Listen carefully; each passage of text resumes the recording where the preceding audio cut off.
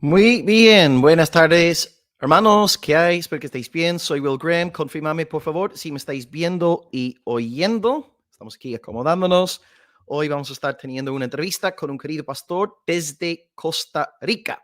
Así que, por favor, confirmame por ahí si me estáis viendo. Todo lo demás, Susana dice, buenas tardes desde Girona. Bendiciones a todos. Ahí está Bonnie también conectada desde Canadá, como siempre, con sus corazoncitos. Amarillo, verde, azul y rojo.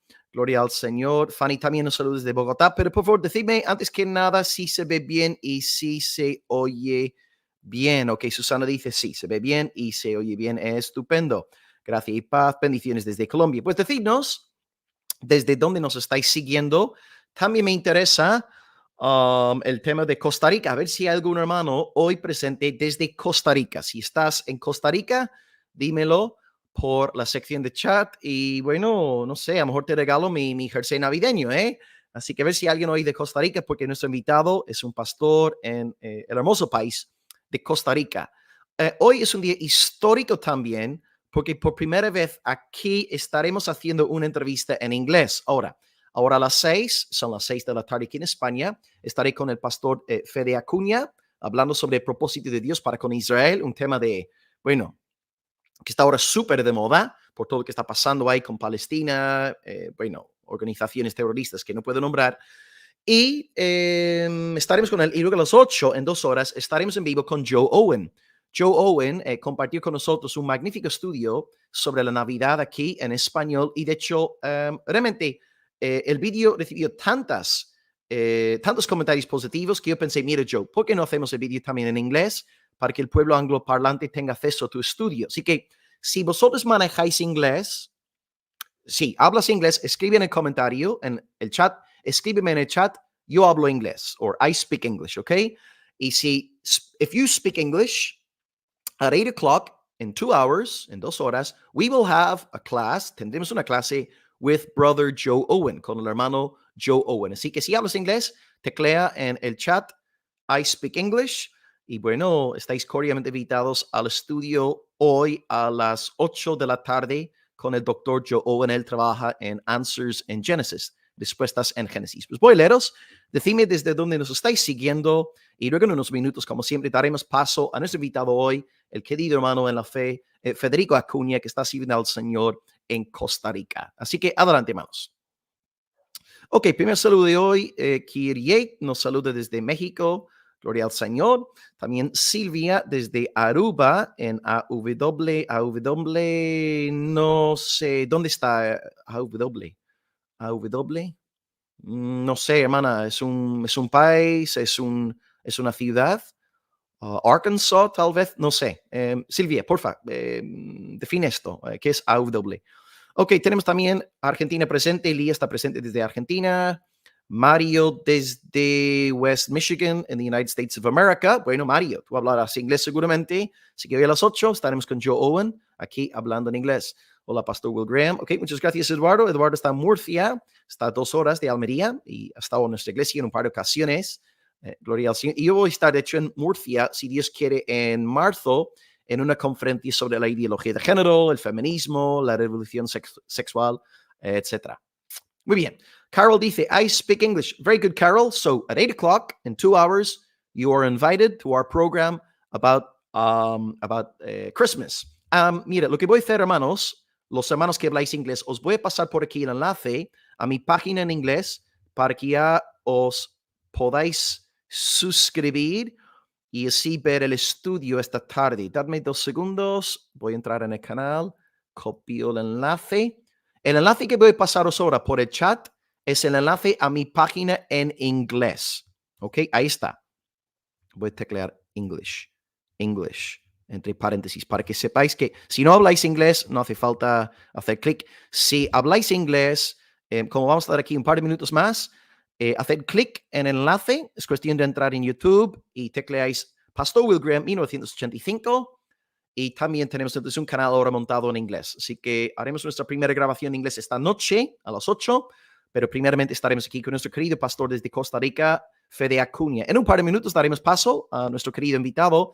Él no pudo, él iba a estar con nosotros el viernes pasado, pero por fuertes lluvias no pudo llegar a casa. Así que tuvimos que de alguna forma reagendar nuestra reunión y hoy estará compartiendo con nosotros este tema fascinante del propósito de Dios con Israel. Así que de nuevo, lo que estáis viendo en el canal es el enlace a mi nuevo canal en inglés y hoy también haremos nuestro primer live en inglés.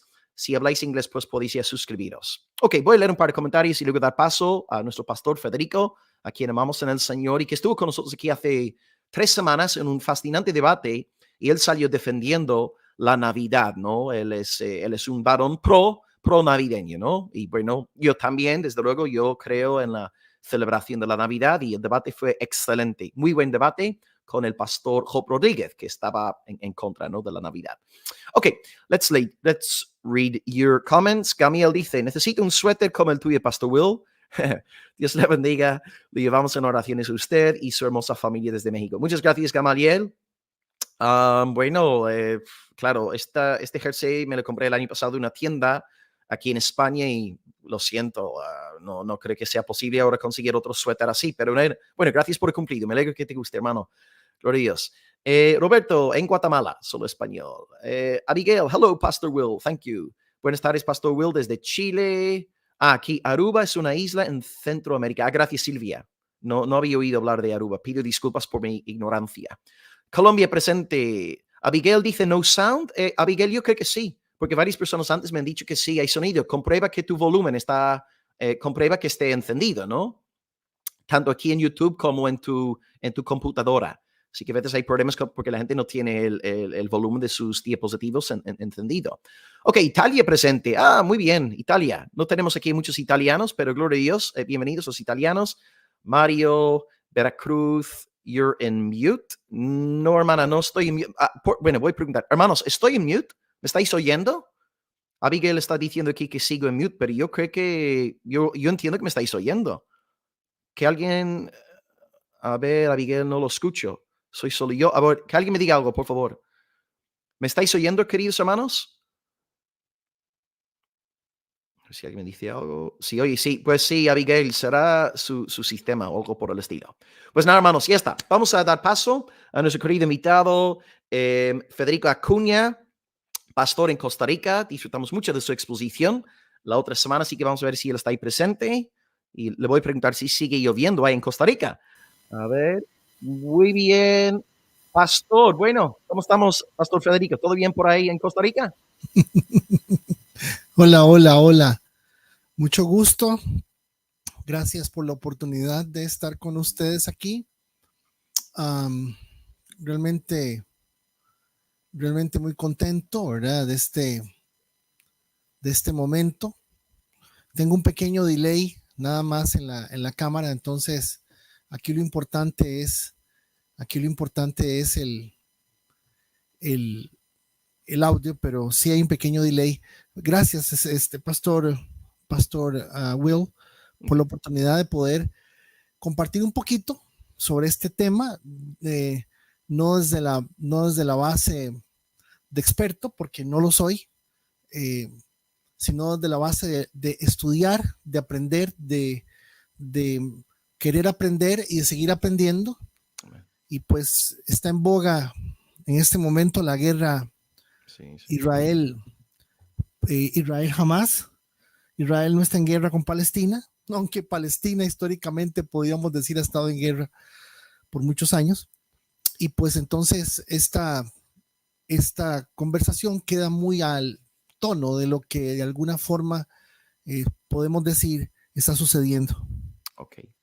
Pues nada, pastor, es un gusto volver a tenerle con nosotros y espero que no esté mojado por todas las lluvias que han caído por ahí en Costa Rica. Lo que vamos a hacer, pues, si usted está de acuerdo, es encomendar este tiempo al Señor en oración. Levantaré una breve oración y luego usted tiene la libertad de desarrollar su tema. Como siempre, los invitados pasan entre 45 minutos, 60 minutos. Eso ya depende de cada cual. Y en cuanto usted acabe, me puede decir, ya está, Will, hasta aquí llego, yo entro y dirijo una sesión final de preguntas y respuestas con la audiencia, si le parece bien. Perfecto. ¿Sí?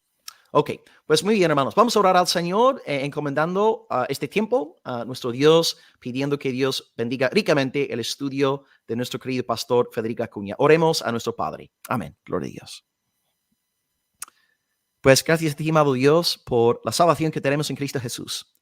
Gracias, Señor, por el Espíritu Santo, el cual nos regeneró, resucitó, nos recreó. Y ahora, Señor, somos nuevas criaturas. Amamos a Cristo, te amamos a ti. Y esta es la vida eterna. Amarte, conocerte, experimentarte. Señor, gracias en tu gran bondad nos has regalado una Biblia.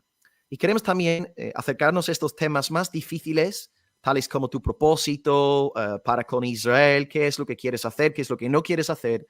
Y pedimos, amado Señor, que uses la voz, el corazón de nuestro querido pastor Federico. Gracias por la labor que está desempeñando en Costa Rica para tu alabanza. Y gracias, Dios, por permitirle también usar las redes para que tu palabra sea más divulgada. Dirígele en este estudio. Te pedimos también que nos des a nosotros alumbramiento, luz, que podamos recibir esta clase con la Biblia abierta. Y pedimos, Señor, que sea para la edificación de tu pueblo, Señor.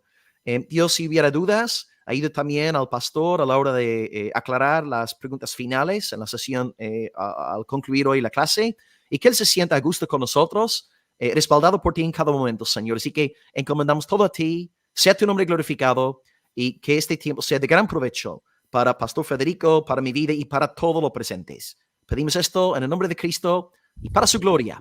Y el pueblo de Dios dice amén. Gloria a Dios. Muy bien, pastor, pues todo tuyo y gracias una vez más por estar con nosotros hoy.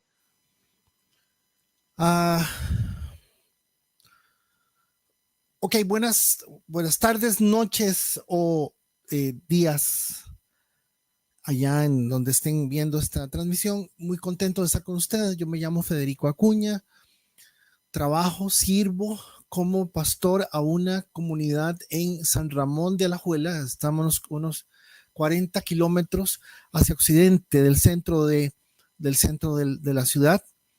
Aparte de eso, soy psicólogo de formación, soy psicólogo conductual, soy investigador social. Me gusta mucho leer y aprender sobre estas cosas, sobre este tipo de temas que hoy vamos a desarrollar. Yo no soy un experto, yo no quisiera que me vean como alguien que está tratando de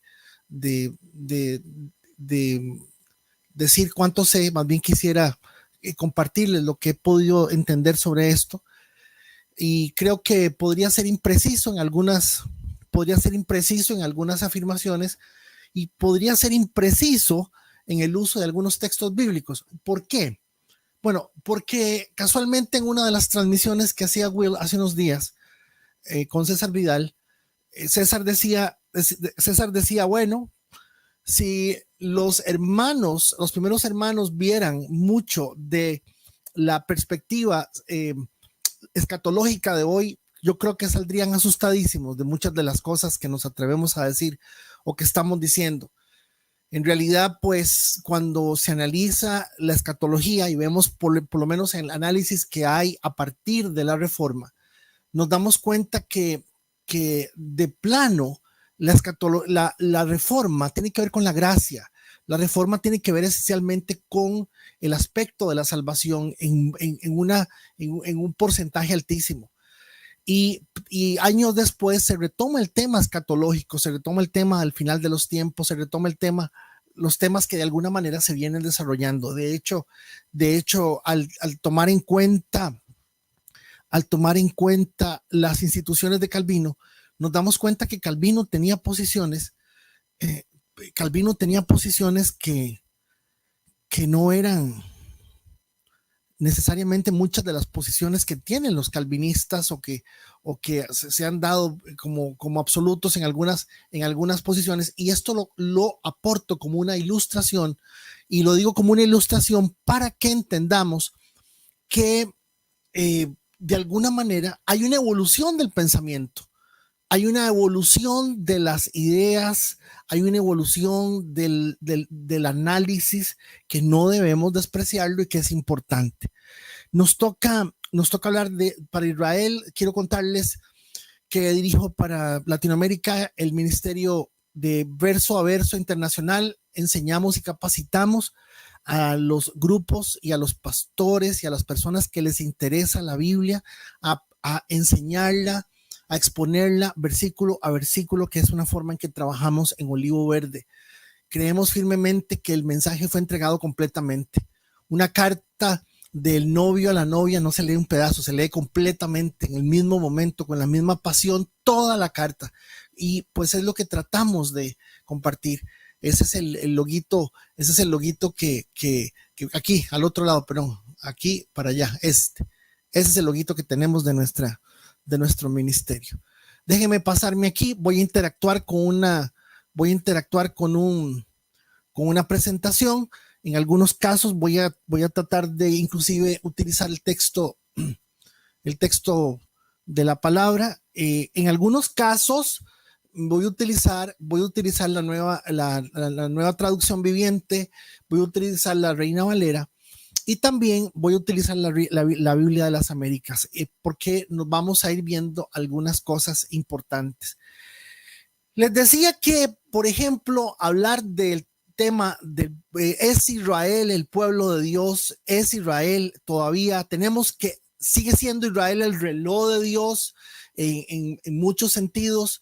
Y claro, vamos a escuchar siempre desde alguna perspectiva, una posición que se llama la posición dispensacionalista, en donde se marca y se toma una posición en donde la iglesia inicia en el día de Pentecostés, pero también tenemos otra posición teológica que es la posición pactual, y en la posición pactual tenemos que entender que la estrategia de Dios ha sido con su pueblo, con sus hijos, con su gente, y que eso se le ha denominado diferente en cada uno de los procesos, siendo siempre lo mismo.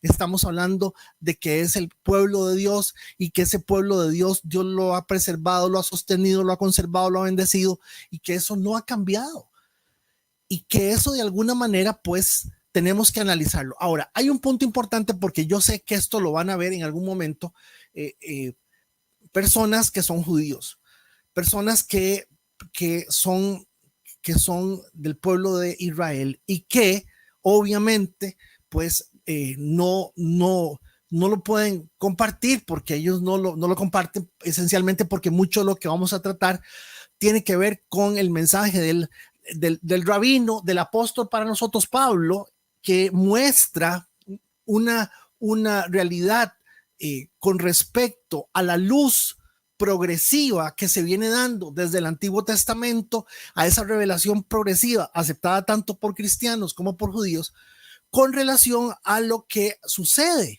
con el pueblo de Israel. Y Pablo, Dios lo utiliza desde la realidad de su experiencia como fariseo, formado con Gamaliel a la edad que él tenía, para unir los dos conceptos y hacer algo que es formidable, y es aclarar desde el Antiguo Testamento, aclarar desde la Torá, aclarar desde la ley, desde los profetas, desde los salmos, aclarar por qué se dio, cómo se dio, qué significa, y todo pues que es de alguna forma. Lo que implica, atención, lo que implica que estamos hablando de la fe, y estamos aplicando fe sobre lo que estamos viendo, para entender que para nosotros los cristianos, para nosotros los del camino, para nosotros los que estamos enfocados en el nuevo pacto, vamos a verlo desde esa realidad. Entonces podríamos ser que no va a coincidir.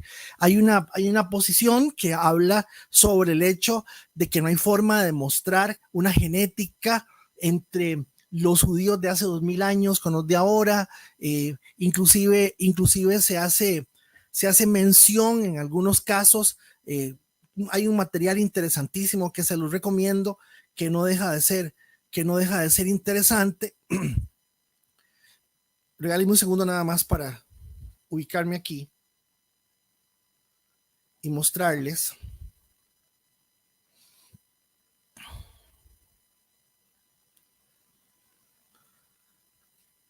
Este material, déjenme ver, le voy a decir.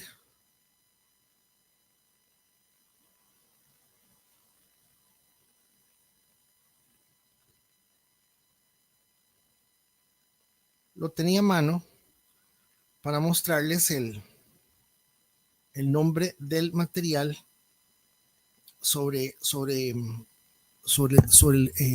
Israel y su realidad genética. Bien interesante, muy bueno. Un donde se hace ver que la gran mayoría de los del pueblo de Israel de hoy son realmente descendientes de otro pueblo que genéticamente, lo cual es interesante. Y repito, estas cosas son cosas que vienen a nutrir mucho de lo que estamos estudiando o se pretende estudiar en todo esto. El tema está de moda. El tema está de moda. En 1948 se dice que Israel, al convertirse en Estado, entonces se inicia el florecimiento de la vid, el florecimiento del olivo, lo cual es muy relativo. ¿Por qué? Porque recordemos que los judíos en su abordaje de la Torá se dividen en ortodoxos, ultra ortodoxos, voy a decirlo bonito para que nadie se me enoje, reformados y por decirlo así, ¿cómo lo puedo mencionar de una manera sin que suene muy modernos, para decirlo fácil? Y entonces tenemos el ultraortodoxo que tienen esas cosas en el pelo, los sombreritos negros, la ropa negra, trabajan solamente con ellos, se mantienen únicamente en sus grupos, pertenecen a su propia comunidad, estudian la Torá de una y otra forma, se reúnen a hacerlo por semana, inclusive en algunos casos se les paga por estudiar la Torá. Las señoras tienen que utilizar el pelo cubierto, etcétera, etcétera. En las reuniones del Shabbat del sábado se reúnen unos en un lado, las mujeres en otro. En cambio, el ortodoxo es digamos así, un poquitito más flexible, claro, dentro de lo mismo, pero ya el que es liberal, ya son judíos, que es un porcentaje muy alto, son las personas que se reúnen en las sinagogas juntos, hombres y mujeres. Usted los ve celebrando las épocas, las cosas. Y usted también tiene que entender que Tel Aviv es la capital de la bandera arcoíris del Mediterráneo. Israel, amados hermanos, en Israel hay pecado como lo hay, y amigos, como lo hay en todo lado, mucho pecado, como lo hay en Costa Rica y como lo hay en San Ramón, en la ciudad donde yo trabajo. Y quisiera que de alguna forma podamos ir avanzando viendo esa realidad. Desde 1948 se les otorga el Estado de Israel por medio de las Naciones Unidas y el pueblo de Israel recibe esa condición. Estaba de primer ministro un ex combatiente, David Ben Gurión. Él está como primer ministro. Ellos reciben el Estado de Israel. Al día siguiente se arma una guerra increíble. 5 países árabes atacan Israel, pero habían soldados dentro del mandato inglés que sostenían estaban en la zona, porque los ingleses se dieron cuenta que lo mejor era tener gente de la zona ahí, y pues habían bastantes, habían alrededor de unos 30,000 soldados que estaban militando en el ejército inglés, que se quedan en Israel, y por eso Israel tiene cómo defenderse en esa guerra que inicia prácticamente al día siguiente del 14 de mayo de 1948. Ahora, hay que tener cuidado, y tenemos que tener cuidado de decir que la higuera empezó a florecer en el 48, que la higuera floreció en el 48, porque el mismo pueblo ortodoxo de Israel, los judíos ortodoxos, los judíos que están esperando el Mesías, que son los más firmes en las convicciones judías, no aceptan el Estado de Israel por esta razón. Ellos dicen, ¿cómo nosotros vamos a pretender que por medio de tanques, de balas y de guerra vamos a tener un país?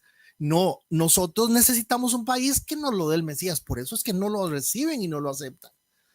Esa es una de las razones por las cuales tenemos que tener atención. Yo no estoy diciendo que no lo usemos como referencia, estoy diciendo que nos informemos para que nos demos cuenta que el mismo Estado de Israel en este momento son 9 millones de judíos más o menos en Israel. De esos 9 millones, un día son 12%, son los ortodoxos y los ultraortodoxos. No, ellos no aceptan el gobierno, no aceptan el Estado de Israel. Algunos de ellos inclusive abogan porque exista un Estado palestino en ese sentido. Y eso pues nos tiene que llevar a hacer entender que pues ahí mismo, desde siempre, desde el año 66, desde el año 64, ha habido revueltas, guerras, y uno de los problemas que tuvo siempre el Imperio Romano con los judíos era que tenía que ir, ¿qué hacemos para que se calmen? Porque las guerras internas y las broncas internas eran enormes. No sé si la palabra bronca le causará problemas a alguien, si es así, le ofrezco disculpas, pero aquí es común.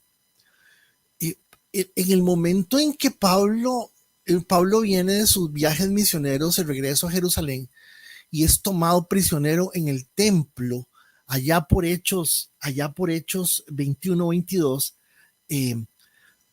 amigos, hermanos, en ese momento, cuando llegan a apresarlo, así que lo habían apaleado y le habían dado duro, y dice Lucas, reporta Lucas, y cuando estaba a punto de que lo mataran, y eso llama poderosamente la atención, lo toman los soldados, lo recogen y se lo llevan a la fortaleza Antonia, detrás del templo de Salomón, la fortaleza, el templo de Herodes, quise decir, el templo básicamente está en el mismo lugar,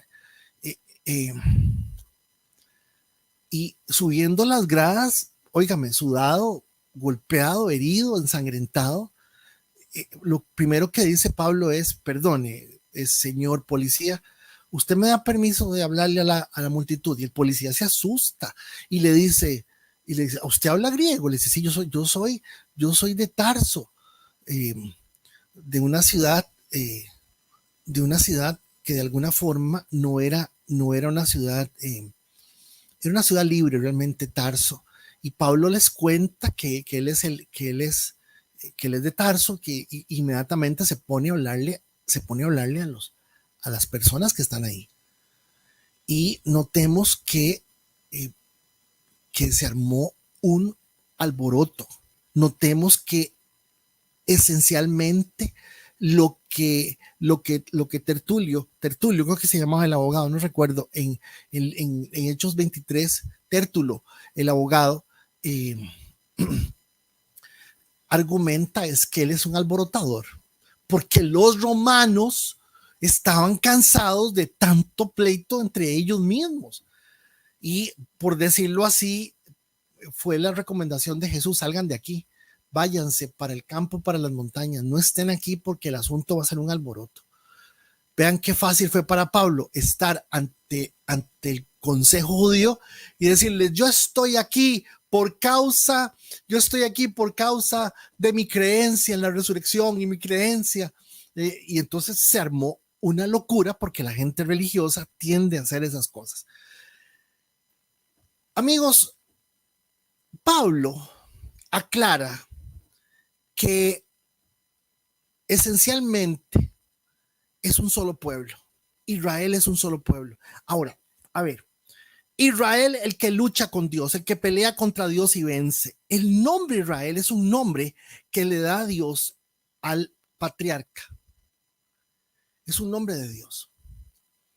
Y eso tiene que hacernos entender que Israel es un concepto. En sí mismo es el concepto de donde Dios está diciendo, yo hago pacto, yo hago una alianza, yo tengo algo con usted, yo estoy dispuesto a estar cerca suyo. Solamente en la definición de Israel, únicamente en su definición. Y yo puedo entender entonces que todo aquello que de alguna forma en un principio se está dando o venía dándose por una transferencia genética y se venía tomando como un pueblo que fue escogido por Dios, no porque eran los mejores, no porque eran los más lindos, no porque eran los más buenos, sino por puro cariño, por puro gusto, dice la palabra, por puro gusto de su cariño. Es Dios quiso hacerlo de esa manera. Pero tenemos que entender que Israel fue Dios quien lo inventó, es Dios quien define cómo Él quiere ver lo que Él está entendiendo sobre lo que Él espera de Israel. Entonces, evidentemente, a partir de todo el desarrollo antropológico de la historia de esta nación, evidentemente, pues se adoptan el nombre de Israel, adoptan el nombre, los hebreos, los que caminan, a los judíos, los de Judea, adoptan los nombres en función de esa realidad social, de esa realidad antropológica, de lo que ha pasado a través de miles de años. Recordemos, hermanos, que cuando Dios le dice a Abraham, Abraham, vamos para esta tierra, Dios le dice a Abraham, la tierra donde yo te llevo está ocupada. La tierra donde yo te llevo está ocupada. Porque de fondo podemos entender todo esto en toda la realidad y las diferentes perspectivas tienen que ver con la tierra, pero también tienen que ver con la salvación del hombre y la semilla del Mesías. Tienen que ver con la genética del Mesías. Tienen que ver con toda la realidad que Dios planificó en un orden perfecto para que pudieran darse cuenta de cómo era que Dios sacaba de entre las naciones paganas, como paganas, y Abraham no era pagano, el papá sí, y adoraba a otros dioses.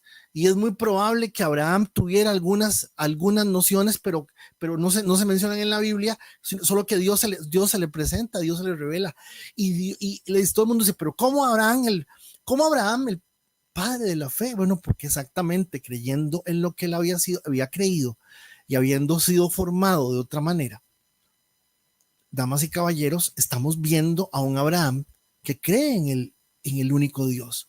Entonces, Pablo explica por qué Él es nuestra paz, y notemos que esta realidad de la experiencia del Mesías y de la experiencia de Israel tiene que ver con la necesidad de los seres humanos de finalmente poder vivir de una manera donde su propio corazón no incida en su realidad y no dependa ni de las pastillas, ni la depresión, ni de las drogas. Vive en un estado de paz por su integración, porque en Él estamos completos, porque la realidad de Dios en cada uno nos hace estar completos, no la religión. La religión nos ha afectado, nos ha dañado, y la religión lo que ha hecho es darnos una información errónea con respecto a nosotros mismos desde una perspectiva moral.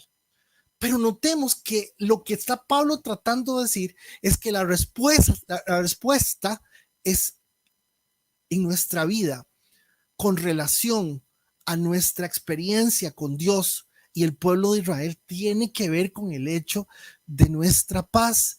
Y por esa razón dice, y en ambos pueblos hizo uno.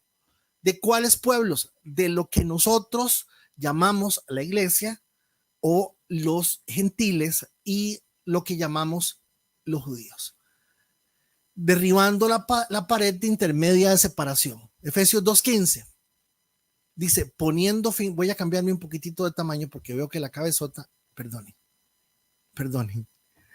poniendo fin a la enemistad en su carne. ¿Lo ven? Devolvámonos. ¿Qué dijimos anteriormente? Todo esto tiene que ver con la búsqueda que Dios ha tratado de hacernos estar en una posición, en un punto donde nosotros podamos sentirnos en paz. No es sentirnos en paz, es vivir en una realidad de paz a pesar de cualquier circunstancia. En este mundo vamos a tener aflicción. Lo que el Señor quiso siempre fue que no dependiéramos de nuestro corazón, de nuestra alma, que entendamos que nosotros no podemos depender de nosotros mismos, no podemos creer todo lo que pensamos. Por eso nos dejó el texto escrito, para que tuviéramos la certeza de que es exactamente la profecía más clara y más certera y que no hay de dónde perderse. Dice, poniendo fin a la enemistad en su carne, la ley de los mandamientos expresados en ordenanzas. No se puede, no se logra a través de estructurar a un ser humano. El primer tratado de psicología en el mundo se llama la Ley de Moisés. La psicología empezó, la psicología racional de Freud, se le puede llamar a eso, empezó, no tiene ni 200 años. Pero el primero que le dijo al ser humano cómo debía de comportarse, cómo debía de darse cuenta de cómo era su corazón. Hermanos, cuando se habla de la ley, la gente a veces le tiene pánico hablar de la ley y casi parece que están hablando del diablo, pero hay que tener cuidado, porque la palabra dice que la ley es perfecta. Y hay cosas, por ejemplo, le voy a dar un ejemplo muy rápido porque tengo muy poco tiempo, pero la palabra dice, si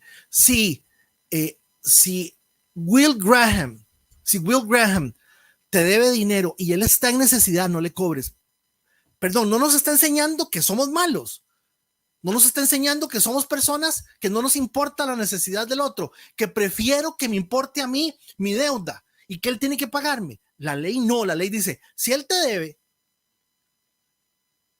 no está bien que te deba, pero no le vas a cobrar si está en necesidad. ¡Wow! O sea, la ley, los 630 y pico de mandamientos son más lógicos y efectivos muchas veces que el montón de tonteras y cosas que hoy le decimos a mucha gente. Como sanidad interior, por ejemplo, que es lo más complicado que se le ha metido a la gente en la cabeza. Es que la gente pidiendo perdón va a lograr sanidad. Qué raro, ¿dónde dice la Biblia que el fin de esto es la sanidad? El fin de esto es la madurez. Y en la madurez se sufre, y mucho. Dios quiere gente madura. Yo no sé si usted quiere llamarle eso sano, pero noten que en Efesios 2:15 dice que el tema de la carne es lo que está generando que la paz no se esté dando por motivo de que es una lucha de que nosotros sí cumplimos con la ley y ustedes ahora dicen que es por gracia. Los judíos dicen que la fe no sirve para nada. Que la fe no sirve para nada, que realmente que eso de poner las cosas sobre la base de la fe, eso es interesante. Resumo algunas cosas que de alguna forma ellos mencionan y dicen, no, jamás, no es por fe. O sea, tienen que cumplir con estas cosas. Dice, para crear en el mismo los dos un nuevo hombre, estableciendo así la paz.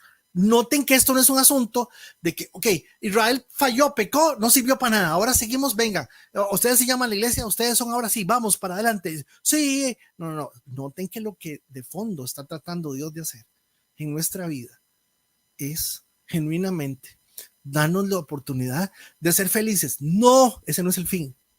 De vivir y poder enfrentarnos a la vida y poder enfrentarnos a las cosas de Dios. Entonces el 16, y para reconciliar con Dios, ven, ahora sí, ya armamos, el asunto busca que haya paz, ya no dependemos de nuestro corazón. La paz viene por la gracia del Señor en nosotros, porque estamos creyendo en lo que el Señor dice que es. Para reconciliar con Dios a los dos en un cuerpo por medio de la cruz, habiendo dado muerte en ella a la enemistad. Suficiente.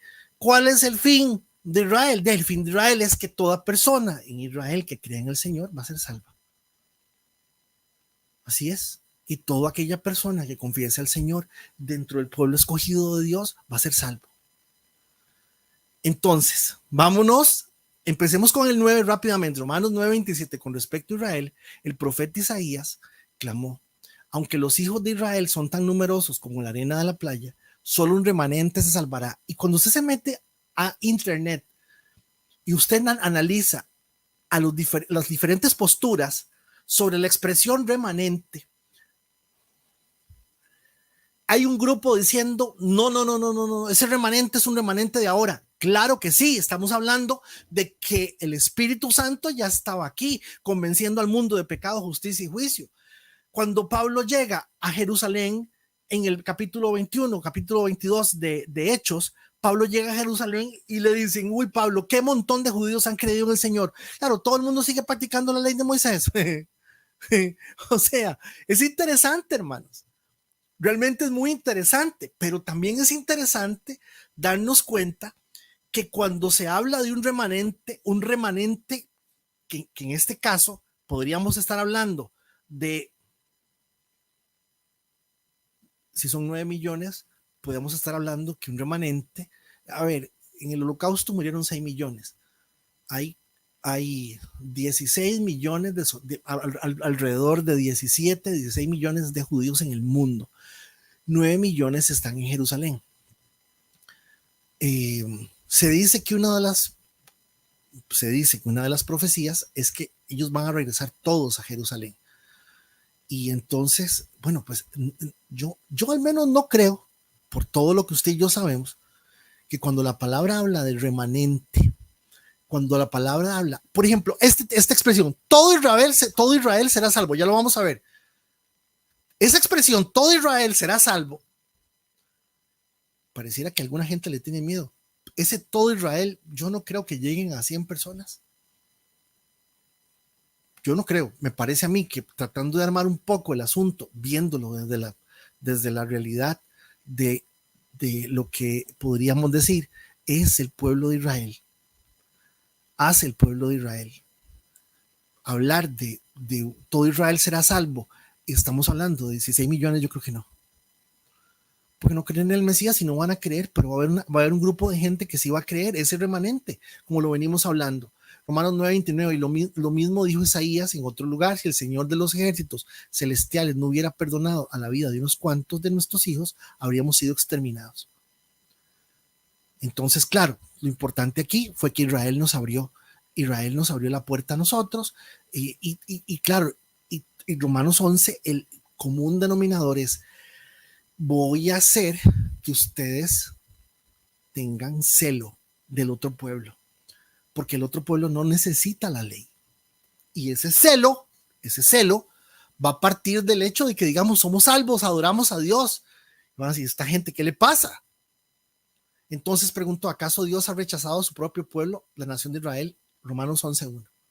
Por supuesto que no. Yo mismo soy israelita. Ahí está, ahí iniciamos con el asunto del remanente. Ahí iniciamos con el asunto de Israel será salvo.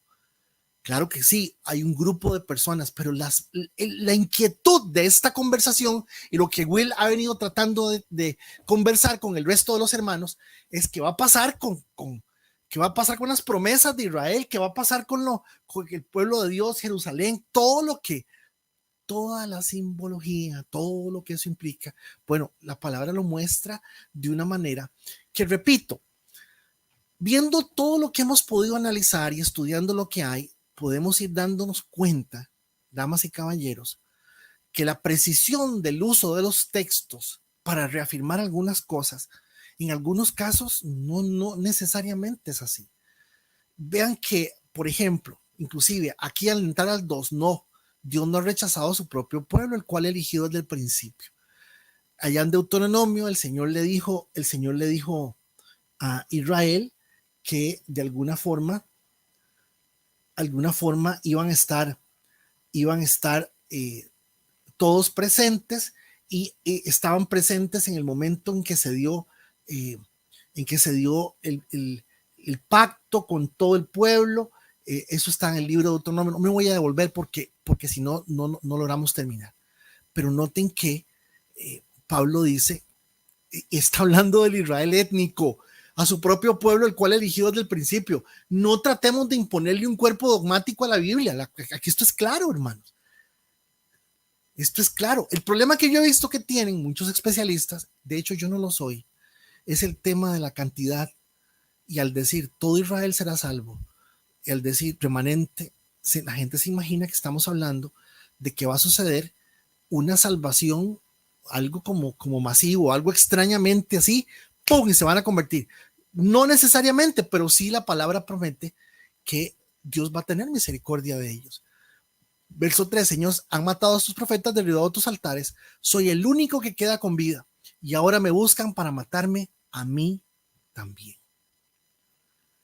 esto nos sigue armando, nos dando el pensamiento de Pablo, explicando cómo está viendo él su condición como judío, cómo la está viendo él y la realidad del resto de la gente presente y de alguna forma a futuro. Y recuerdan la respuesta de Dios. Él dijo, no tengo a 7,000 más que no se han inclinado ante Baal. Y claro, aquí lo que el Señor está diciendo es, mire, en este momento en esa tierra hay 1,5 millones de personas, yo tengo 7,000 que son míos. Aquí está el 5, lo mismo sucede hoy porque unos cuantos del pueblo de Israel han permanecido fieles.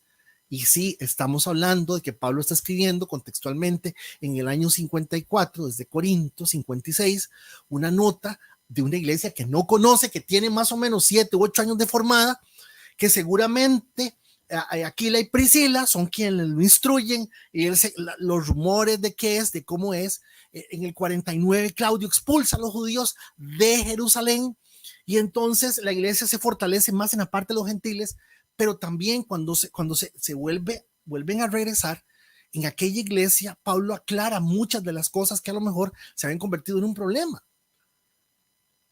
Y notemos que aquí hay otra expresión de cantidad, porque unos cuantos del pueblo de Israel han permanecido fieles por la gracia de Dios, es decir, por su bondad merecida a elegirlos. Por lo tanto, está hablando del presente de Pablo en función de la realidad de lo que Dios dijo que iba a suceder, y que él nunca iba a rechazar su promesa y nunca se iba a negar su promesa, y no podría hacerlo porque Dios no se niega a sí mismo, es una condición. Dios no se rechaza a sí mismo, jamás. ¿Cómo es Dios mediante la bondad de Dios? Entonces no es por medio de y como es mediante la bondad de Dios, la gracia de Dios, entonces no es por medio de buenas acciones. En ese caso, la gracia de Dios no sería lo que realmente es, gratuita e inmerecida. Así que la situación es la siguiente: la mayoría del pueblo de Israel no ha encontrado el favor de Dios que tanto busca hasta el día de hoy. Unos cuantos sí lo han encontrado. Hasta el día de hoy está hablando de los que estaban hasta ese momento, los que han elegido, pero el corazón de los demás fue endurecido. La palabra endurecimiento que utiliza aquí, Pablo la viene expresando desde el 8 y habla de Faraón y la forma en que el Señor endureció el corazón de Faraón. No necesariamente es una forma de verlo de una manera en donde Dios provoca endurecimiento, sino que Dios, si lo vemos desde una perspectiva completa, todo lo que Dios hace, Dios pudo haber sacado al pueblo de Israel de Egipto con solo chasquear los dedos, sí,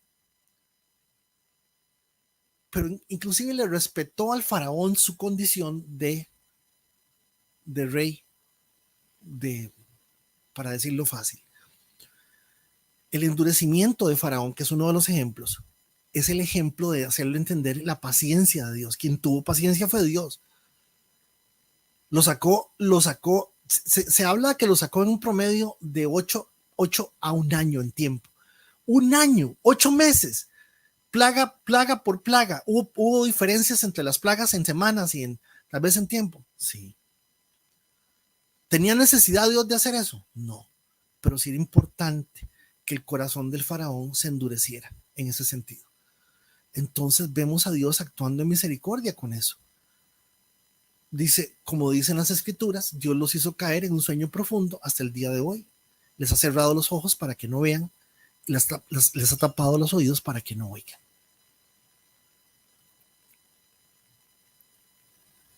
Pablo en el capítulo 11 nos da una luz clara de que vamos a ver que Dios no ha desechado a su pueblo, que al tiempo de Pablo iba a haber gente salva, pero que la promesa de Dios de la salvación del pueblo era una promesa que de alguna forma se iba a cumplir, y al final 7, 15 o 18 judíos que quedaran en la tierra iban a reconocer al Mesías. ¿Por qué? Jesús lo explicó. Oh Jerusalén, la ciudad que mata a los profetas y apedrea a los mensajeros de Dios. ¿Cuántas veces quise juntar a tus hijos como la gallina protege a sus pollitos debajo de sus alas, pero no me dejaste? Y ahora mira tu casa, está abandonada. Y no volverás a verme hasta que digas. ¿Quiénes digas? Jerusalén. El pueblo de Jerusalén, el pueblo de Israel. Bendito el que viene en el nombre del Señor. Esto es un salmo. Bendito el que viene en nombre del Señor. Y esto es la invocación mesiánica. Esta invocación mesiánica tiene que darla y decirle a todo el pueblo. O sea, Israel va a ser salva. ¿Cuál Israel? Los 18. Yo estoy convencido que los 18, los 20 o los 60 que queden al final. Israel debe llamar al Mesías y decir bendito el que viene en nombre del Señor. Salmo 118, 26. La bienvenida, la famosa bienvenida mesiánica. Entonces usted dirá, bueno, pero es que eso ya lo dijeron el día de las palmas, eso el día del burrito, las palmas ya lo dijeron. Cuando ya se acercaba Lucas 19:37, Lucas registra este momento, cuando ya se acercaba a la bajada del Monte de los Olivos, toda la multitud de los discípulos, gozándose, comenzó a alabar a Dios a grandes voces por todas las maravillas que habían visto. Y decían, ¿quién es? Los discípulos. Bendito el Rey que viene en nombre del Señor. Noten, bendito el Rey que viene en nombre del Señor. Paz en el cielo y gloria en las alturas.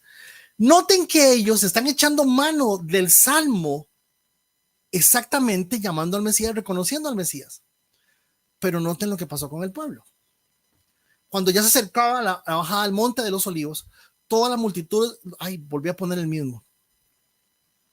Algunos de los fariseos que estaban entre la multitud decían, Maestro, reprende a tus seguidores por decir cosas como estas. Entonces tenemos que los discípulos conversos, creyendo en Cristo, creyendo en el Mesías, invocan el salmo de bienvenida. Inmediatamente los fariseos saben lo que ellos están haciendo. Ellos entendieron que estaban invocando y llamando al Mesías y le dijeron, no, maestro, reprende a tus seguidores por decir cosas más que esas. Y aquí está la famosa frase de Jesús, las piedras son más suaves que ustedes. Haciendo entender el endurecimiento del pueblo de Israel, que es de lo que venimos hablando, de ese endurecimiento que Pablo menciona. Las piedras a lo largo del camino se pondrían a clamar, porque yo soy el Mesías. Es prácticamente lo que el Señor les está diciendo. O sea, las piedras reconocerían que yo soy el Mesías. Entonces, Will, ¿cuánto tiempo tengo? Estoy totalmente desfasado con el tiempo. ¿Estás por ahí? Sí, mi hermano, no sé cuánto tiempo de presentación le resta. Un poquito más. Sí, un poquito más. Es muy emocionante. Sí, claro. ¿Cuánto más o menos piensa estar más, hermano? Porque aquí no hay prisa. Ok, listo. Veo que estás con tu suéter de pijama. Veo que estás ahorita con tu buen. Entonces todo está bien. Bueno, gracias, pastor. Siguiente etapa. Entendamos entonces que si vamos a entender los tres conceptos. Número 1, todo Israel será salvo, pero es que ese todo representa un Israel que es representativo, casualmente, valga la redundancia. El concepto del remanente es un remanente pequeño, muy pequeño. No estamos hablando de esos 17 millones, definitivamente no. ¿Por qué? Porque el Señor dice que tiene que haber un proceso. El Señor habla que tiene que haber un proceso. Y en ese proceso es lo que genuinamente tenemos que entender. Y esta oportunidad para el Israel étnico es una oportunidad donde desde el libro de Levítico se aclara bien claramente, sin embargo, al final mi pueblo confesará sus pecados y los pecados de sus antepasados por traicionarme, por ser hostiles a mí. Noten que desde el libro de Levítico vemos una profecía, literalmente es una profecía, donde se nos aclara que al final el pueblo confesará mis pecados. Pero por favor, cada vez que usted lea pueblo, todo Israel, que usted vea la palabra, inclusive la palabra remanente, no se deje llevar por números, porque el Señor mismo dice que al final va a quedar muy poquito, muy poquito. Cuando yo haga que su hostilidad se vuelva contra ellos y los lleve a la tierra de sus enemigos, entonces por fin su obstinado corazón será humillado y pagarán por sus pecados. O sea, desde la perspectiva de una salvación masiva al final de los tiempos, porque sí, no hay texto bíblico que diga que eso va a funcionar de esa manera.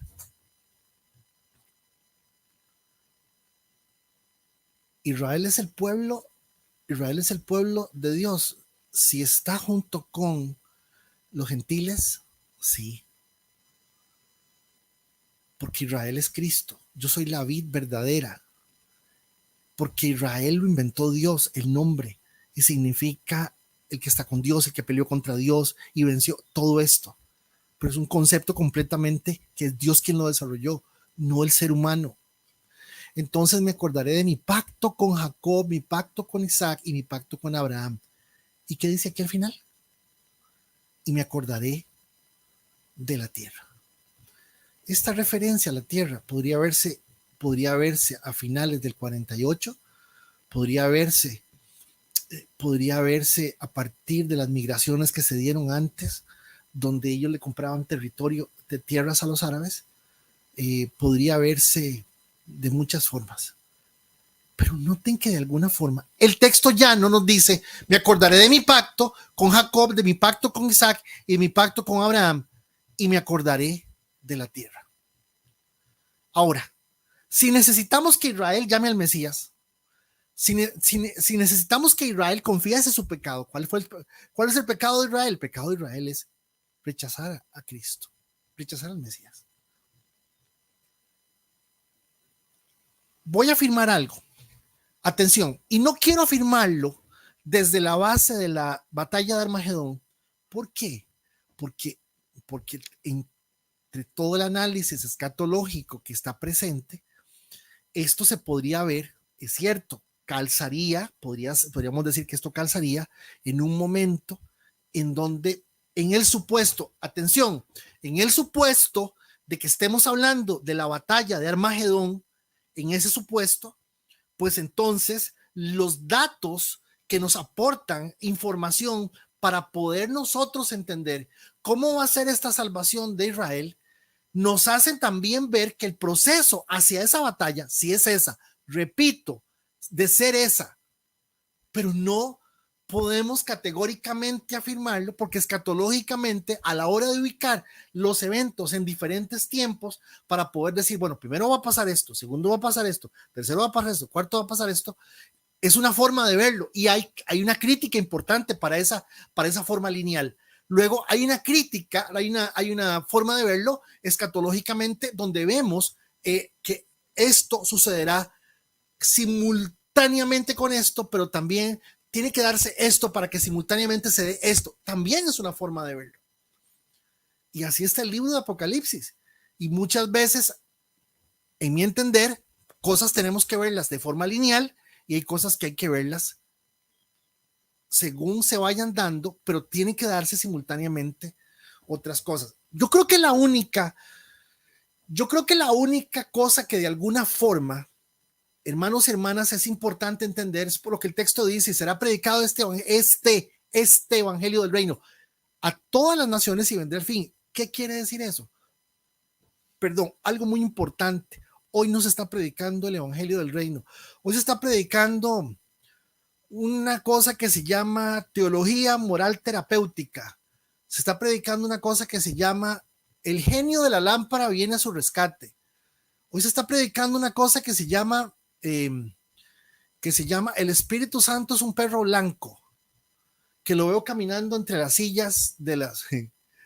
Perdóneme el sarcasmo, pero la palabra lo que promete es que el evangelio del reino va a ser predicado y ahora sí vendrá el fin. Ese es el acontecimiento que yo creo, estoy convencido que nos da la luz claramente de ese momento. Pero avancemos en esta posible gran guerra. Repito, ¿quiere usted que esto le calce con la descripción de Armagedón?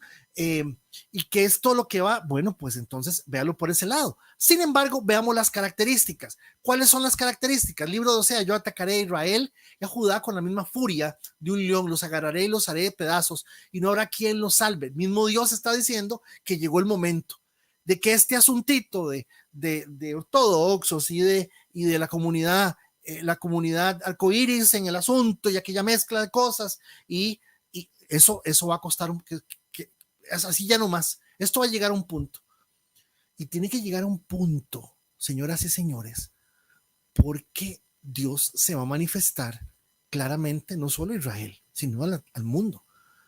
Luego los dejaré por un tiempo y esperaré que se arrepientan. O sea, de antemano,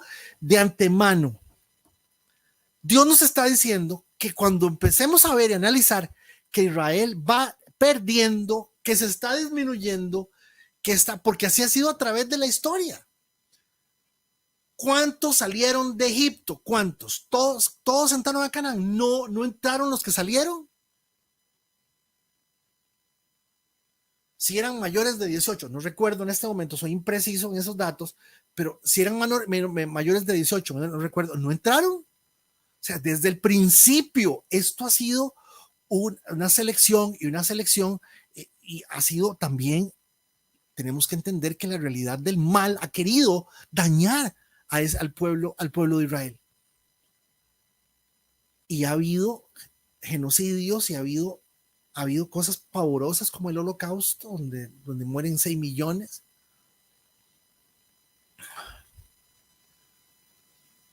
Y hermanos, tenemos que hacernos la pregunta, ¿pero por qué Israel? A mí me hace mucha gracia, ¿verdad? De que la gente diga, pero es que nadie anda matando palestinos, nadie anda matando árabes, nadie anda matando ticos costarricenses, para decirlo, no me entiendan, alrededor del mundo. Nadie, ni los andan persiguiendo. La reina Isabel le pidió a la comunidad judía plata para poder darle plata a Cristóbal Colón. Esta es la historia que nadie conoce. Y cuando supuestamente le dieron dinero, después de que se logra financiar los viajes del descubrimiento de las Indias, damas y caballeros, la reina se decide no pagar y expulsa en 1492 a los judíos. Pero la razón de la expulsión, entre otras cosas, era por dinero. Y han pasado por todo lado. Y claro, cumplen la promesa donde Dios les decía, los voy a esparcir. Ustedes no han entendido, los voy a esparcir. Y eso es lo que ha pasado. Ellos dijeron en la crucifixión de Cristo que su sangre caiga sobre nosotros y nuestros hijos. Y eso se ha cumplido porque ellos lo dijeron. Eso es una historia irrefutable. En el Osea 5:14 nos aclara de que va a haber algo que se va a atacar a Israel. Atacar a Israel, ¿qué entiende?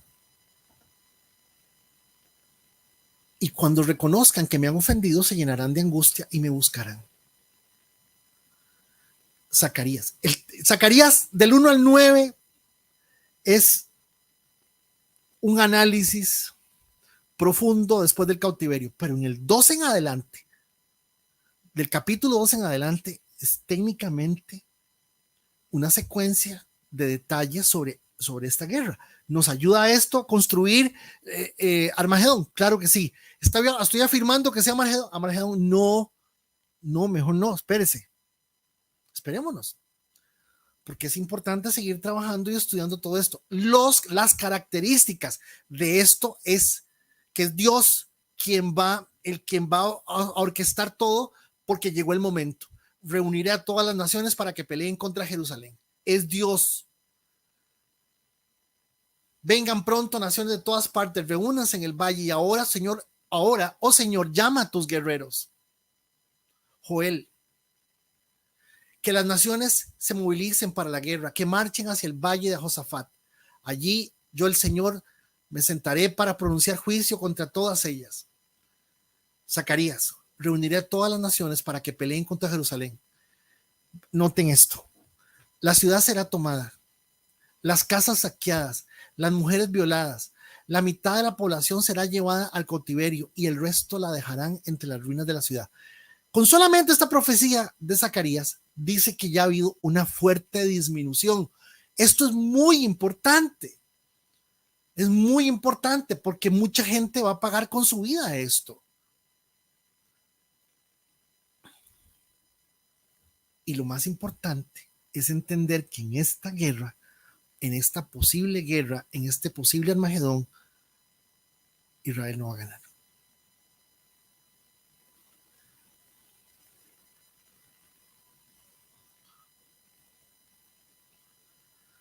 Noten que hay números.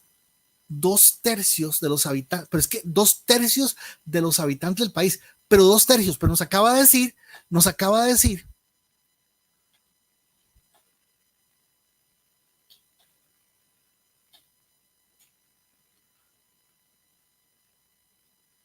la ciudad será tomada, las casas saqueadas, o sea, la mitad de la población será llevada al cautiverio.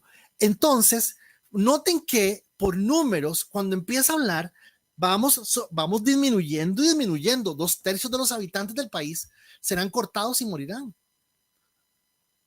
Y si estamos entendiendo el texto anterior, 2/3 de aquella mitad, o sea que el asunto sigue más pequeñito, pero quedará 1/3 en el país.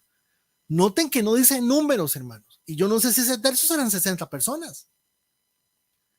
Si la palabra nos revela quiénes son estas personas, estos 30, estos 40, esos 60. Yo no creo, tratando de entender lo que estamos viendo a partir de la promesa del Señor, yo no creo que sean multitudes, jamás. Entonces regresaré a mi lugar hasta que me reconozcan, hasta que reconozcan su culpa y se vuelvan a mí. Pues tan pronto lleguen las dificultades, me buscarán de todo corazón. Me buscarán de todo corazón. O sea, aquí hay una reacción de Israel. Hermanos, aquí no está hablando de que porque el pensamiento que hay es un pensamiento donde se cree que Dios va a hacer así, zoom, y entonces al chaquear los dedos, al mover las manos, lo que va a pasar es que entonces Israel se va a salvar. No, la palabra dice que van a tener que arrepentirse, la palabra dice que van a tener que, es otra de las características, Dios provoca, Dios va a hacer que las naciones vengan contra Israel, Dios va a permitir que el saqueo, que la violación, que haya mucho muerto. De hecho, note, verso 9, capítulo 13. A este último tercio, o sea, los que queden, a este último grupo, lo pasaré por el fuego y los haré puros. Los refinaré como se refina la plata y los purificaré, como se purifica el oro. Invocarán mi nombre y yo les responderé. Les diré, este es mi pueblo, y ellos dirán, el Señor es nuestro Dios. Pero acuérdense que para llegar a decir, este es mi pueblo, para decir, este es nuestro Dios, esto va a ser algo muy, muy grande, porque ya no van a confiar en su poderío, porque son poderosos, son la tercera o cuarta nación en capacidad militar en el mundo, pero no es tanto por la fuerza que tenga, sino por la inteligencia y por la tecnología desarrollada. Los tanques, hay una propaganda de fondo, hermanos y hermanas, hay una propaganda de fondo, y en la propaganda es interesante, los tanques de guerra se llaman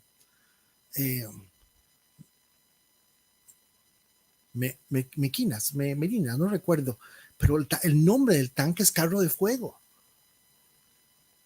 haciendo entender que ellos están haciendo justicia de alguna manera en nombre de su fe. Hay toda una estrategia sumamente orquestada, bien organizada en Israel, están pensando. Pero dice la palabra que este es un último tercio. Repito, ¿cuánto es este tercio? Damas y caballeros, no sabemos, pero ya les he comentado que es muy poca gente, muy poquísima gente. Y que Dios los va a escuchar. Dios está diciendo, es que se van a arrepentir. ¿Quiénes? De él. Ese tercio chirrisquitito, verso Zacarías capítulo 12, verso 2 a 3, cuando las naciones vecinas quieran atacar a Jerusalén y a las ciudades de Judá, yo las haré fracasar. Y Dios escuchó. Sus ataques será tan torpe que mi pueblo pensará que están borrachos. Cuando llegue ese día, todas las naciones se unirán para acabar con Jerusalén, pero yo haré que Jerusalén sea como una piedra enorme. Todo el que trate de moverla será aplastado por ella. Jerusalén, ¿de quién estamos hablando? Del tercio. ¿Cuántos? No se sabe. Muy pocos, repito. En aquel día dice el Señor, haré que todos los caballos, cada vez que la palabra se refiere a caballos, se refiere a poder, se espanten, que todos los jinetes pierdan el valor. Vigilaré a la gente de Judá, pero cegaré los caballos de sus enemigos. Vamos acabando. Zacarías 12:5. Los clanes de Judá se dirán a sí mismos: el pueblo de Jerusalén ha encontrado fuerzas en el Dios, en el Señor, en el Señor de los ejércitos. Noten que dice Zacarías los clanes de Judá, no dice los israelitas por tribu, la tribu de Rubén y la tribu la tribu de José y la tribu, no, los clanes. Verso 8, Zacarías 8. En aquel día el Señor defenderá al pueblo de Jerusalén. El más débil entre ellos será como tan poderoso como el rey David y los descendientes reales, haciendo una alusión, una analogía a Goliat. Serán como Dios mismo, como el ángel del Señor que va delante de ellos. Pero noten esa letra en rojo, descendientes reales, nos está mostrando que definitivamente esta gente, la gente que va a quedar, este remanente, todo Israel, voy a decir una cosa que la voy a usar para ilustrar y usted me va a entender. Van a quedar, un ejemplo, van a quedar 80 personas en Israel. Para que nos sirvan estos números para ilustrar lo que sigue. Pues en aquel día comenzaré a destruir todas las naciones que ataquen a Jerusalén. Luego el Señor saldrá a pelear contra esas naciones como lo hizo en tiempos pasados. Claro, si estamos hablando de que lo que quedaron fueron 80 y que es muy probable que de los que quedaron hayan sido soldados, porque no, si ustedes notaron lo que pasó ahora, el ejército de Israel tiene 150,000 soldados y los otros 300 y pico de mil son civiles, son gente de la reserva. O sea, todo el mundo se va a defender el país. Eso es muy interesante, sumamente, eso sí me llamó mucho la atención, me llamó poderosamente la atención. El ejército de Israel, pagados por servicio militar obligatorio y porque gente que trabaja con el ejército, son 150,000. Sí, pero son 400 y pico de mil de soldados. ¿De dónde salen los otros? Reserva. Hay de todo. Mujeres, hombres, profesionales, de todo, y árabes también. Interesante, ¿verdad? Entonces, noten que la palabra dice, bueno, yo con respecto a la guerra, de la guerra me encargo yo. En aquel día sus pies estarán sobre el monte de los olivos, el oriente de Jerusalén. Entonces el monte de los olivos se partirá. Por eso es que la referencia, recordemos que dijimos, por eso es que la referencia siempre lleva hacia Armagedón, formando un extenso valle del oriente al occidente. La mitad del monte se desplazará hacia el norte y la otra mitad hacia el sur.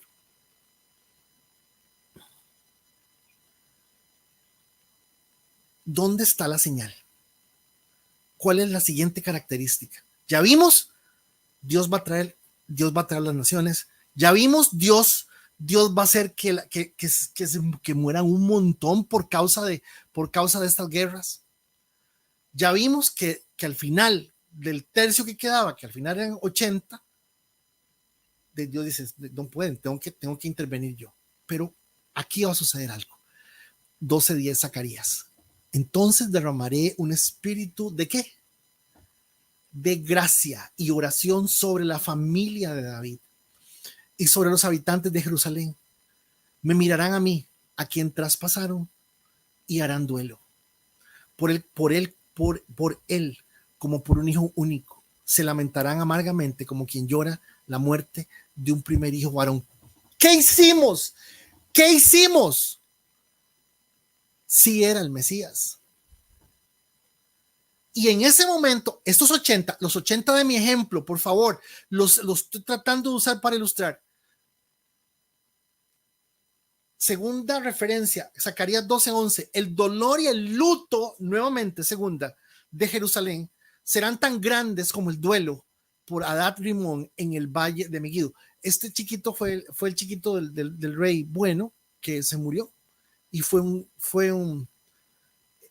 creo que fue el rey Josías, no recuerdo, no tengo precisión de ese dato en este momento, pero murió y la gente hizo duelo terrible. Duelo. Entra en un duelo. El estado de duelo es un estado de asimilación del dolor a partir de la expresión emocional y a partir de la realidad emocional en cual yo me estoy enfrentando que no conozco.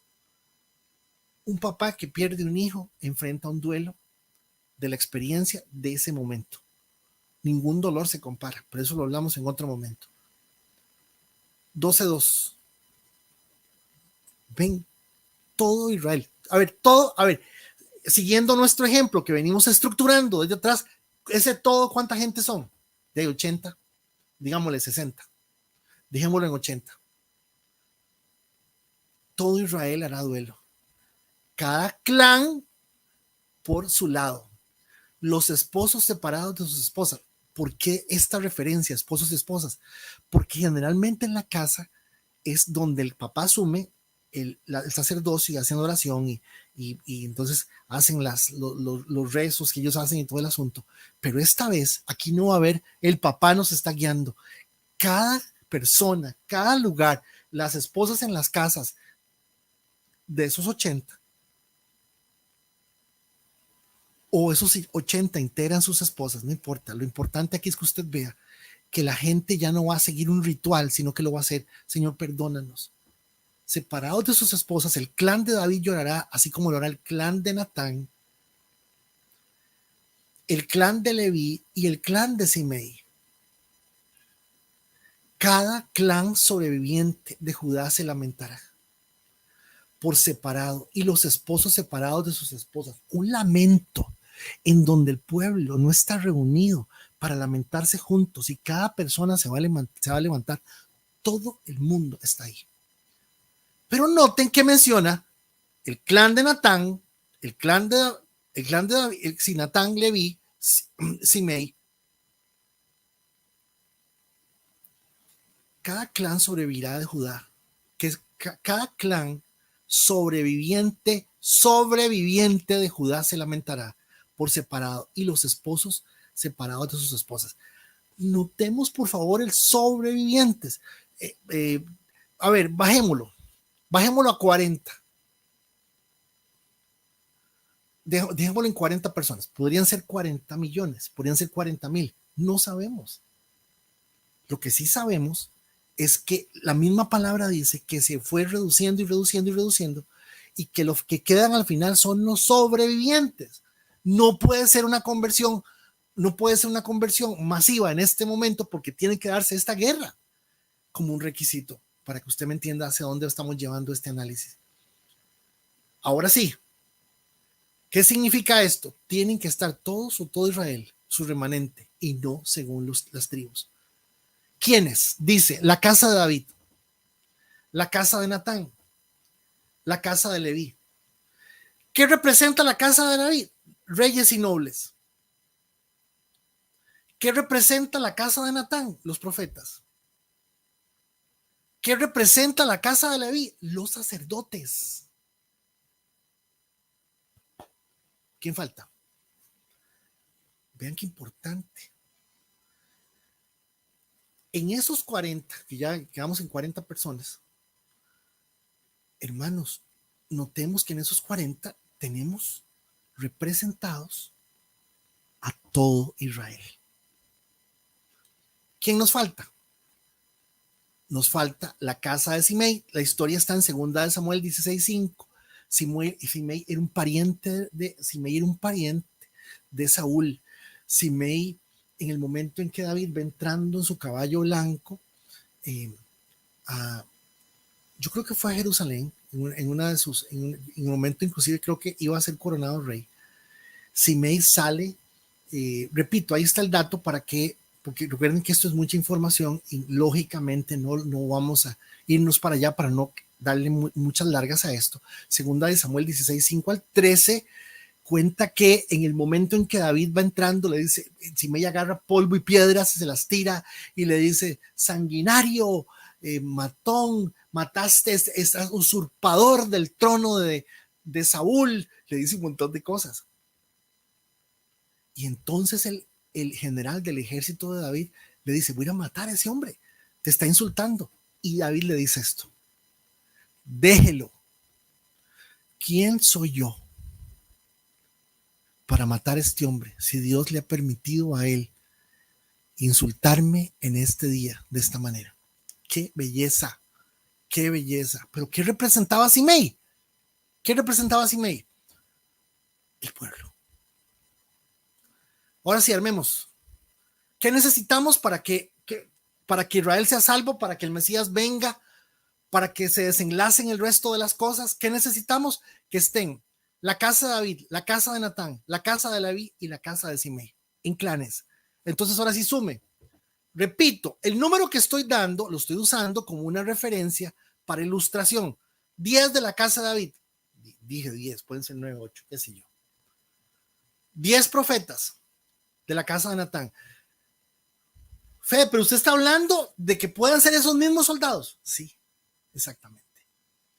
Sacerdotes y finalmente la nación que lo negó. En ningún momento en la Biblia dice que esto va a ser una cantidad de gente gigantesca, enorme. En ningún momento se ve de esa manera que esto va a ser. Pero noten que estamos hablando de que únicamente a través de Cristo es que las personas van a poder ser salvas, inclusive ellos. Son ellos quienes van a clamar, son ellos quienes van en este momento preciso a reconocer que están haciendo duelo y entonces van a hacer algo que es bellísimo en ese momento, porque todos ellos se lo saben de memoria. 118:10, aunque me rodearon naciones, Israel, hostiles, las destruí todas con la autoridad del Señor, así fue, me rodearon y me atacaron, pero las destruí a todas con la autoridad del Señor. Me rodearon como un enjambre de abejas, se enardecieron contra mí como un fuego crepitante. Lo maravilloso de la invocación mesiánica no es solamente la invocación mesiánica, es que la invocación mesiánica dice que estaban en una guerra rodeados por todas las naciones y que en ese momento dice fuego crepitante, pero las destruí todas con la autoridad del Señor. Mis enemigos hicieron todo lo posible para matarme. El Señor es mi fuerza y mi canción y me ha dado la victoria. 26. Bendito el que viene en el nombre del Señor. Desde la casa del Señor los bendecimos. Permítanme afirmar que ese es el momento donde podemos decir, a eso se refiere el texto cuando dice, todo Israel será salvo. Cuando se refiere a habrá un remanente. Esto es lo que va a pasar con el pueblo de Israel. Pero noten que al reconocer al Mesías ya son parte de nosotros en ese sentido. Van a ser en el versículo 11, en el versículo 11 se dice que, pero en el capítulo 11 se dice claramente de que poderoso es Dios para volverlos a reinjertar. Pero la realidad es que lo que van a hacer es a creer en el Mesías. Ustedes subirán por ese valle porque allá llegará hasta Asal. Así es. Huirán como lo hicieron durante el terremoto en los días de Usías, el rey de Judá.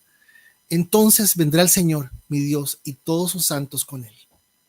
¿Será el momento de la venida del Señor? Pues podemos afirmar que podría ser el momento, si estamos hablando de vincular esto con Armagedón, con tiempos finales, con todo esto, podría ser ese momento. Y lógicamente, si estamos hablando de que un Israel de 40 personas, muy pequeño, casi exterminado, pues también es interesante verlo desde esa perspectiva. Pablo lo explica como misterio, mis amados hermanos, quiero que entiendan este misterio misterio para que no se vuelvan orgullosos de ustedes mismos.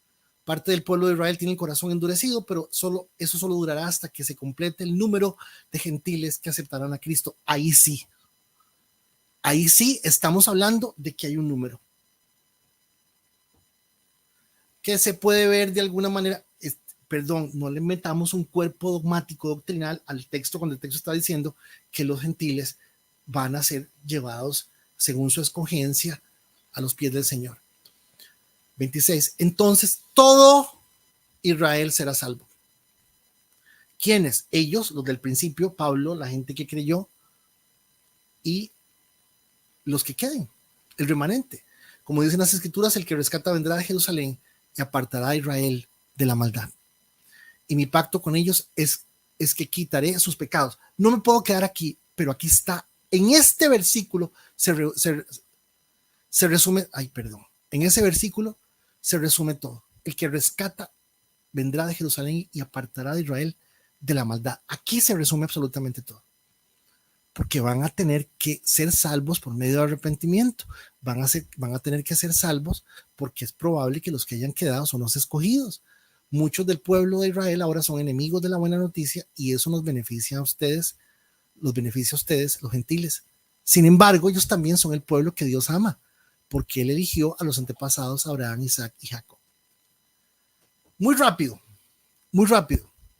que es la pregunta que tuvimos que habernos hecho al principio. ¿Para qué necesita Dios un pueblo?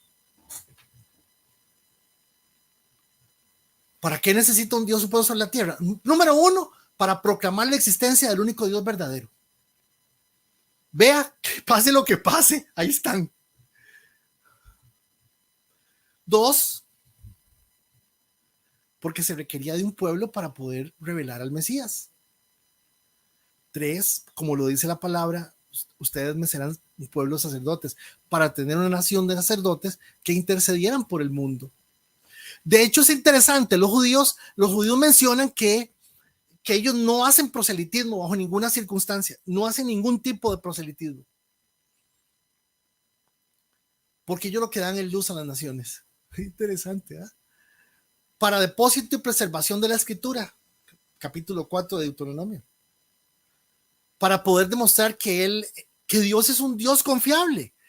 El remanente de Israel, nuestros 40 de esta conversación de esta mañana, ese remanente garantiza que la promesa que Dios le hizo al pueblo completo allá en el desierto, que le hizo a Abraham, Isaac y Jacob, se está cumpliendo. Para presentar otra alternativa con relación al pecado y la falta de arrepentimiento y cómo lidiar con estos.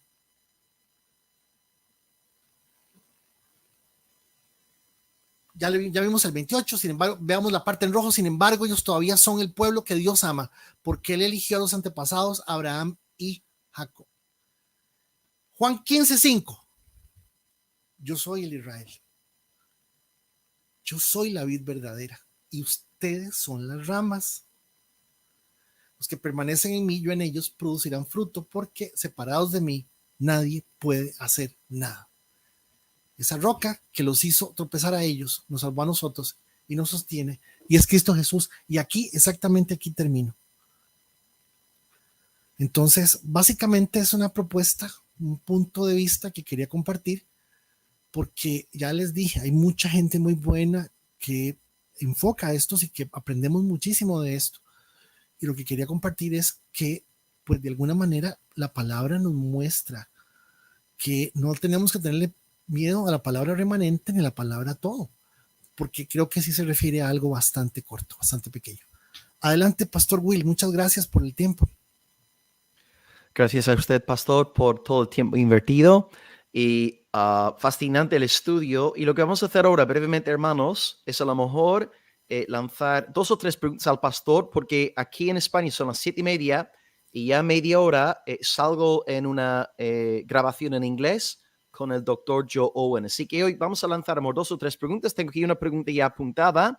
Os doy 30 segundos para redactar las preguntas y en cuanto volvamos vamos a responder primeramente a la pregunta de Josley, que le pregunta al pastor Federico no todo Israel es Israel, eso es Romanos 9:6, y ella pregunta al pastor, ¿qué quiere decir esto? Así que, hermanos, nos vamos a ver en 30 segundos, así tenéis tiempo para teclear vuestras preguntas y estaremos compartiendo 2 o 3 preguntas con nuestro pastor. Nos vemos en 30.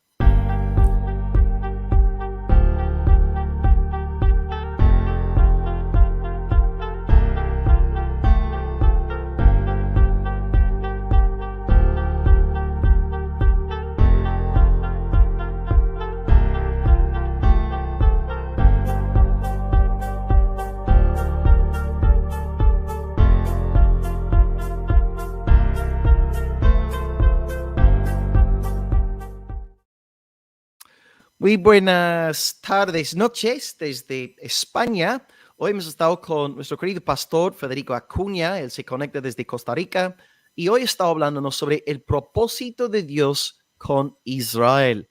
Lo que hacemos aquí con nuestros invitados es siempre lanzarles algunas preguntas de parte de la audiencia y esto es lo que vamos a hacer ahora. Os recuerdo que en menos de media hora, por primera vez aquí, vamos a tener nuestra primera grabación en vivo en inglés.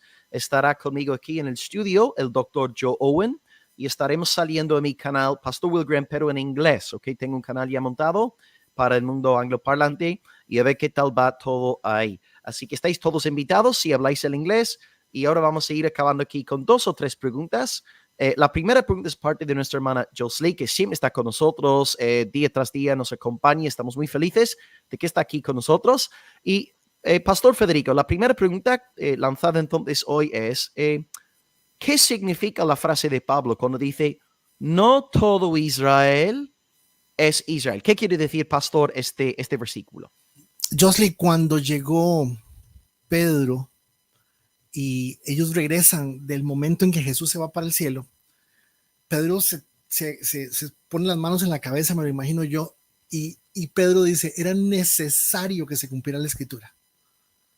Esa expresión de Pedro, era necesario que se cumpliera la escritura, fue el momento en que de alguna forma el Espíritu Santo les empieza a mostrar que todo lo que sucede en el Antiguo Testamento, todo lo que sucede tiene que ver únicamente con Cristo y por Cristo y para Cristo, y nos enseña a Cristo. Pablo lo que está diciendo es, Dios hizo las cosas de una manera en donde al poner el ejemplo vívido de cómo son las cosas, de por qué razón Agar tiene un hijo que nace 13 años antes que el hijo de la promesa,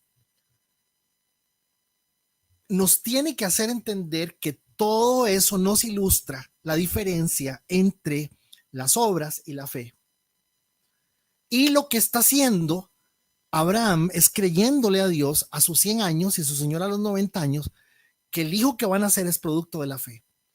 Y todo era para entender que el fin de poder hacer al final no era hacer una nación en un sentido civil, sino hacer un grupo de gente, una nación mundial de gente, para decirlo sencillo, que por la fe se convirtieran en el Israel, en esa construcción que Dios hizo, mi pueblo, los que están conmigo, los que luchan conmigo, Israel, los míos. Entonces Pablo dice, no por haber nacido descendiente de Abraham, sos hijo de Abraham ni sos israelita, sino por la fe. Eso es básicamente, de una forma corta, una explicación que nos está en la palabra, pues por decirlo así, sencilla. Usando tomates, bananos y papayas. Por eso es que el asunto a veces presta para confusión. Excelente. Gracias, pastor. Muy clara la respuesta. Excelente. Y gracias, Jocelyn, por la pregunta. Pastor, bueno, la siguiente pregunta, sí. Ay, madre mía, es extremadamente polémica. Y bueno, pastor, si usted no quiere mojarse, tranquilo. Yo sé que este tipo de pregunta es una pregunta compleja. Yo le pregunto a usted, ¿qué hay de los 144,000 de Apocalipsis? ¿Usted quisiera decir algo al respecto o prefiere no contestar? Prefiero omitir la respuesta porque el tema no es escatología y hay varias posiciones con respecto a esto. Y quisiera omitir la respuesta. Estamos hablando de la salvación. Estamos hablando de una salvación de gente que inclusive tenemos que tenemos que analizar lo que se ha hablado sobre un rapto secreto, sobre si hay un rapto o no. Tesalónica tenía esta idea de creer que ya el Señor había venido, y entonces hay toda una efervescencia con respecto a esto. Y por ejemplo, voy a usar un ejemplo usando el número. Si queremos utilizar ese número para decir que ese es el número de los salvos finalmente después de una tribulación, no lo estoy afirmando, estoy presentando un supuesto, casualmente porque el tema es escatológico. Imagínense ustedes que es un número increíblemente pequeño. Es un número, 144,000 personas que terminen salvándose, refiriéndose a lo mejor a ese Israel étnico. Es muy pequeño. Eso es lo que quisiera mencionar con respecto a eso. Gracias, Joseph. Y gustosamente no es mi tema no es escatología, y respeto montones y me encanta aprender sobre esto, pero realmente no es mi tema. Tranquilo, gracias, pastor. No, yo también sé que esta pregunta es mía. Tranquilo, no pasa nada. Bueno, la última pregunta es de parte de Jordan. Y de nuevo, tenga, pastor, la libertad de contestar o no contestar. Ahí usted dice, Jordan, ¿por qué algunos reformados niegan que la promesa de Dios a Abraham incluya a la nación, a la descendencia natural, al pueblo de Israel? ¿Quisiera decir algo al respecto, pastor? Sí. Okay. Jordan, gracias, porque casualmente eso fue lo que velo aquí, Jordan. Velo. Entonces, todo Israel, este todo que estás viendo aquí le tienen pánico. Produce pánico. Porque ese todo Israel, yo puse un número para ilustrar mi conversación de 40 personas. Si los que quedan son 40 personas, dices todo Israel. O un remanente, ese todo. O la palabra remanente genera esa. Escuché un material del pastor Sujel Michelén, al cual conozco personalmente,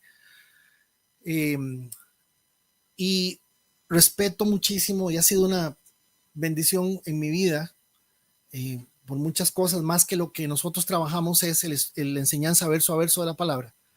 Y él tiene un libro bellísimo, de parte de Dios, delante de Dios, un libro que realmente es bastante práctico. Sin embargo, cuando él hace una presentación sobre esto, él niega una conversión masiva de Israel, y yo también, porque la palabra masiva tiende, en castellano, la palabra masiva pasa a más de 100. Entonces ahí yo creo que fundamental es eso. Yo creo que no le hemos puesto el detalle a analizar que cuando se refiere a ese todo, o al remanente, o a ese tercio que leímos en Zacarías, es realmente un tercio pequeño. Vuelvo a la pregunta anterior de los 144,000. Imagínense que podríamos organizar una exégesis alrededor de esos 144 para cerrar esto utilizando ese número. Si llegamos a ese número utilizando esto en esta batalla, para decirlo así, que no calza, es un número también muy pequeño. Pues gracias, Jordan, por la pregunta, y gracias, Pastor Federico, por la presentación, todo el esfuerzo, la luz que nos ha brindado hoy a través del estudio. Deseamos que tenga una bendecida Navidad con su familia, su iglesia local, y un próspero, bendecido año nuevo para la gloria de Dios. Y no sé, Pastor, antes de irnos, no sé si quisiera dirigir algunas palabras ya a la audiencia antes de despedirnos ya con una oración final. Will, muy, muy agradecido, muy contento de saber que inicias un programa, un canal en inglés. Eso te felicito. Realmente pues es una gran necesidad también, porque vas a tener una perspectiva anglosajona, desde una realidad latina, desde una realidad hispana. Y algunas veces podríamos decirlo, es una necesidad porque cuesta un poco. Agradecerte mucho el espacio, agradecer la atención. Repito, yo no soy un experto, creo que nadie lo es. Creo que la palabra lo que nos dice es: el que cree que sepa ya no sabe nada. Creo que lo que tenemos es que construir este tipo de cosas para hacer que primero el Señor sea la base de todo lo que hablamos, y que entendamos fundamentalmente que llegó el tiempo de volver a la Escritura, que llegó el tiempo de que la Escritura sea expuesta, sea predicada, para hacer que el Señor también venga, que es la promesa completa, esa es la profecía completa, y será predicado este evangelio del reino y entonces vendrá el fin. Pero ahora no se está predicando eso, está predicando cualquier otra cosa. Buenas noches allá en España, buenas tardes aquí en Costa Rica y el resto de Latinoamérica, y un abrazo a todos por acá. Muchas gracias, pastor. ¿Podría pues entonces despedirnos ya con una oración? Perfecto. Gracias, pastor. Gracias. Señor, gracias por la oportunidad, gracias por el momento. Te pedimos, Señor, que nos enseñes más a poder reflexionar en el texto, Señor, y reflexionar en tu palabra y poder ver en tu palabra el alimento que es luz, espada, escudo, y sobre todo entender, Señor, la necesidad que tenemos de construir nuestras vidas en lo tuyo, Señor, para lo tuyo. Gracias, Señor, por el pastor Will. Gracias, Señor, por su familia. Bendícelo, Señor, y también que tu Espíritu Santo nos ayude a ambos, Señor, a poder dar lo tuyo por encima de cualquier otra cosa. En el nombre de Jesús. Amén y amén.